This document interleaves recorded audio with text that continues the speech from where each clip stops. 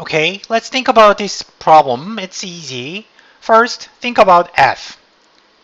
F is female, which is simple. And now let's first think about H, who have health insurance, right? So we get like this. Okay, so take complement of that.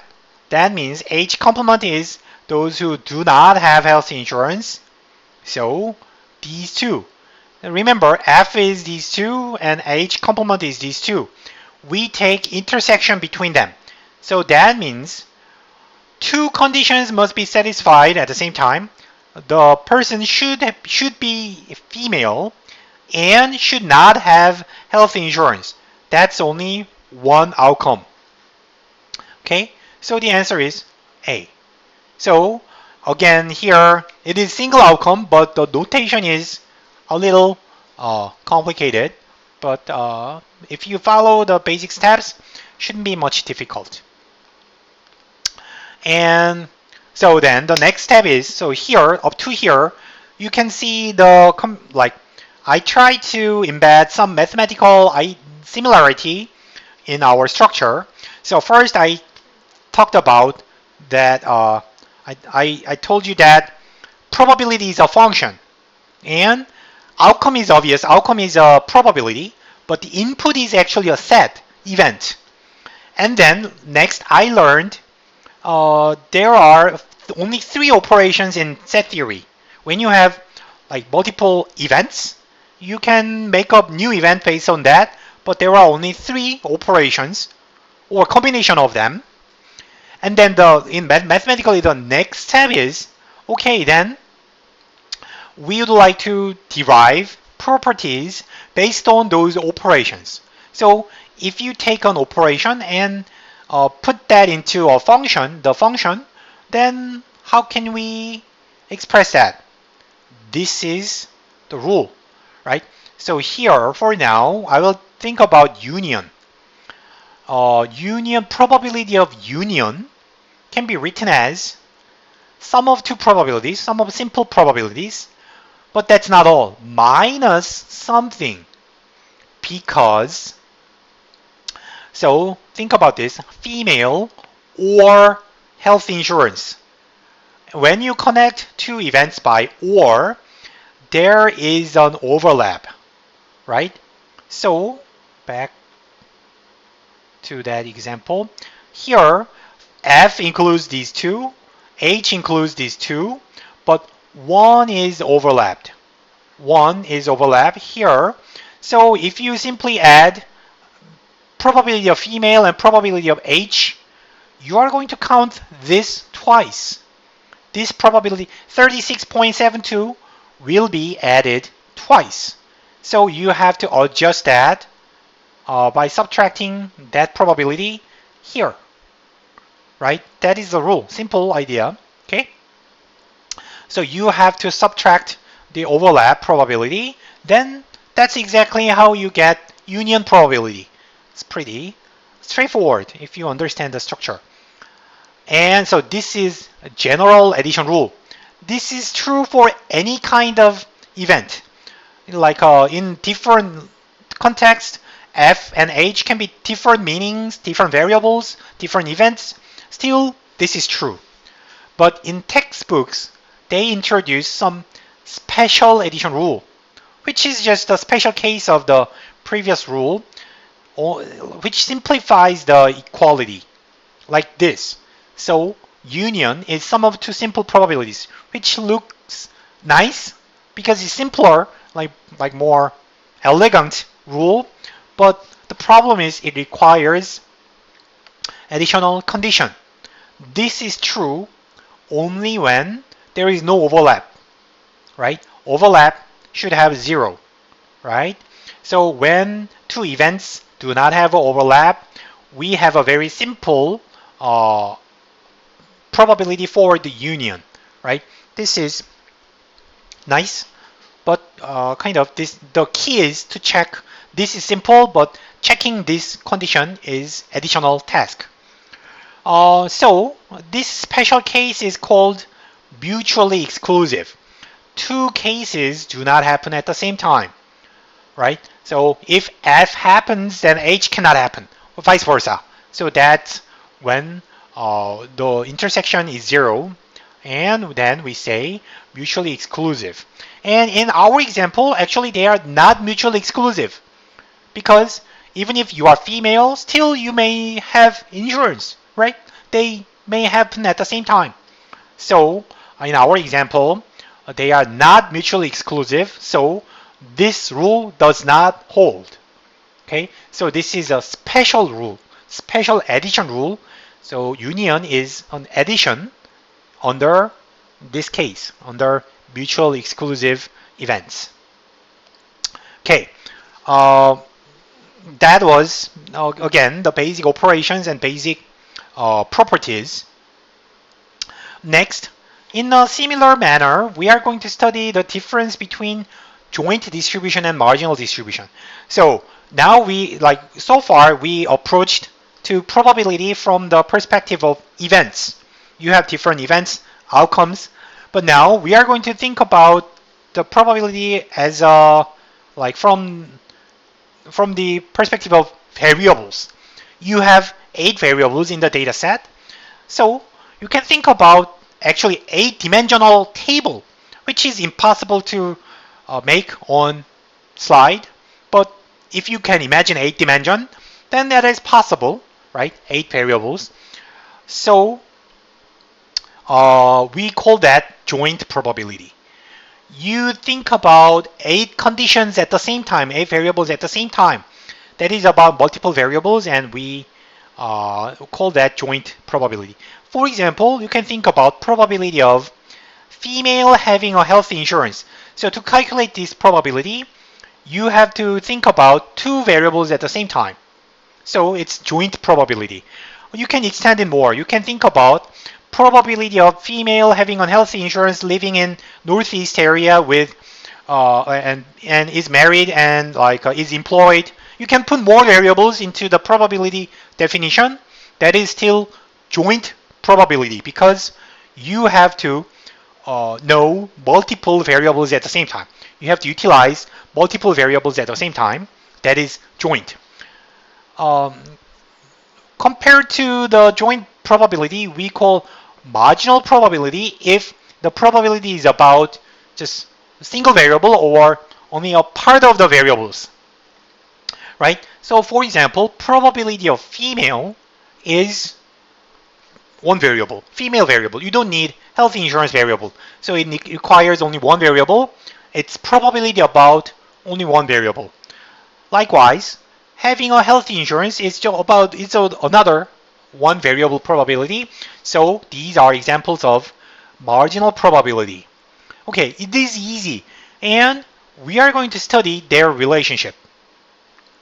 So the 2x2 probability table is a joint distribution table, because to calculate this, each probability, you have to have 2 variables at the same time. For example, 13.8%. To calculate this, you need to know who are female and who are not covered at the same time. 2 variables are needed to calculate one probability. So it is a joint probability table. But from the joint probability is actually full information, because it utilizes both variables, all variables. So making the full information into marginal probability distribution is easy, because you are basically deleting one variable. So you had 2 variables in the table, but I don't need gender, so let's delete that variable. Then just make summation. Summations is the marginal distribution for health insurance, right? So deleting a variable is not a big problem, right? Of course, it requires some algebra, but step by step it shouldn't be much difficult, right? So those who don't have health insurance was these 2 outcomes here in joint probability. So you add these 2 numbers, probabilities, to get this marginal probability. Similarly, if you're interested only in those who have health insurance, in the full table, it was two outcomes. So sum them out. You get this number. So this new table, simplified table, is marginal probability distribution table. Marginal probability. Okay. This is easy. Like similarly, gender, if you are interested only in gender variable, you can go the other way. Flip column and row. Some like this, some like this. So female 50.52%, male 49.48%. So, oh, so deleting one variable's information is like summing up column-wise or row-wise. That is always possible. Just be careful how you are going to sum. So that is possible, but the problem is the other way. So now, suppose the other way. I have data about marginal distributions.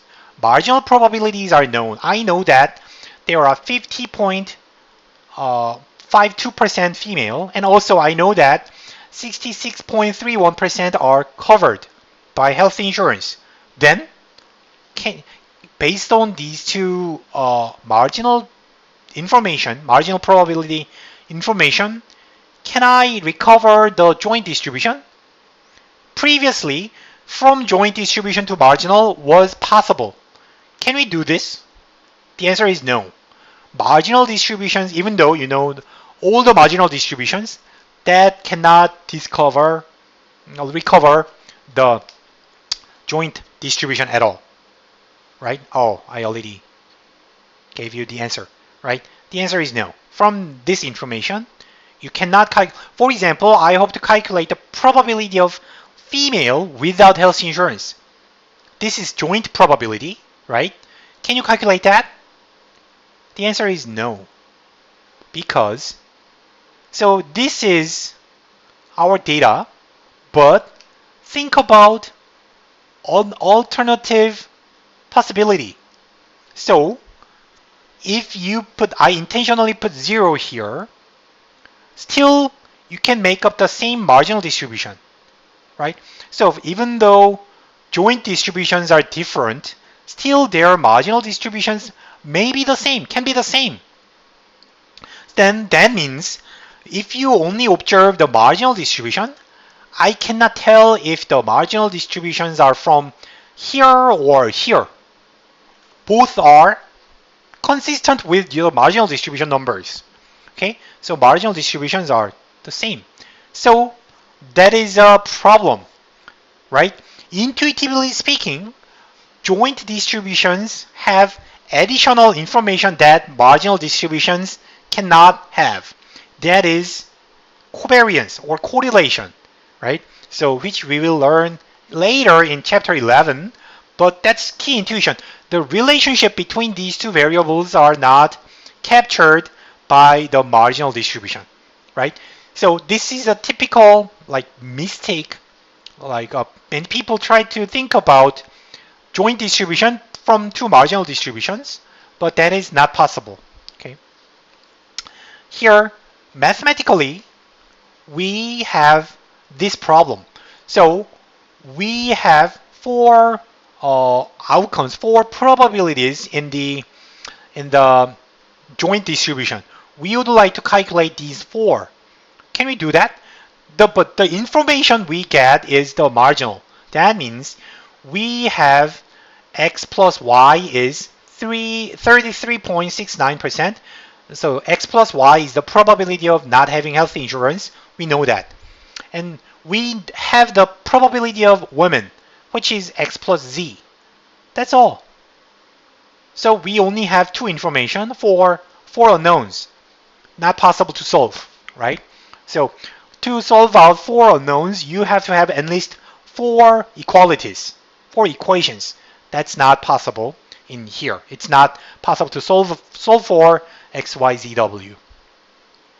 Okay then. Now let's think about additional question. Now, additionally, I give you another information. Like, we know how many people do not have health insurance. We know how many are female.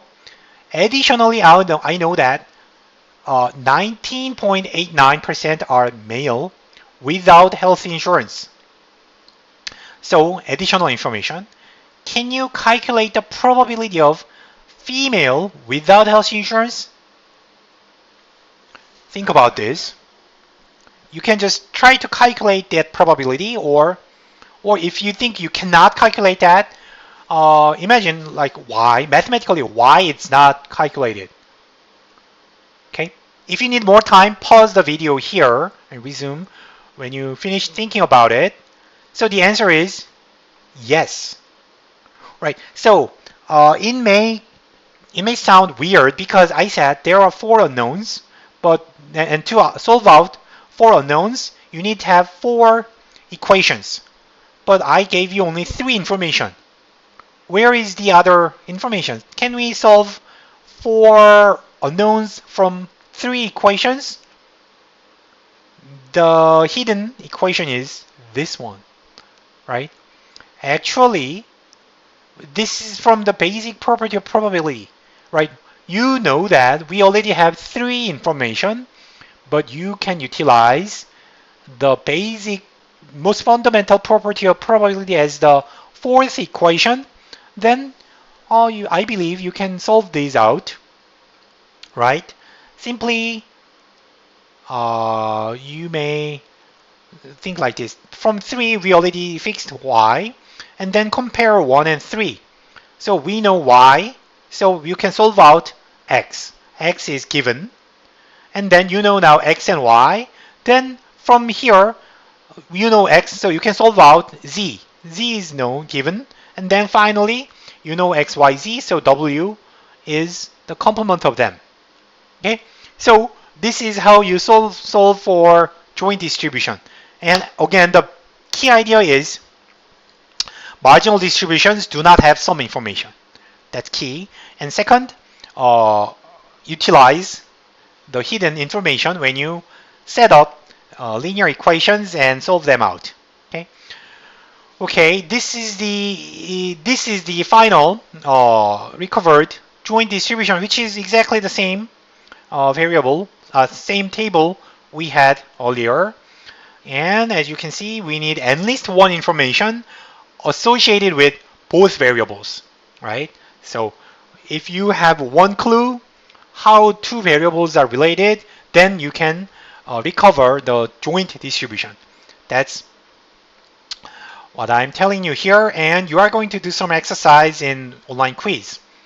Okay, thank you for watching. Chapter 1 was easy, so I will post, you can try the quiz, and if the quiz is too difficult, also watch quiz guide video. Thank you. See you later in chapter 2. Bye.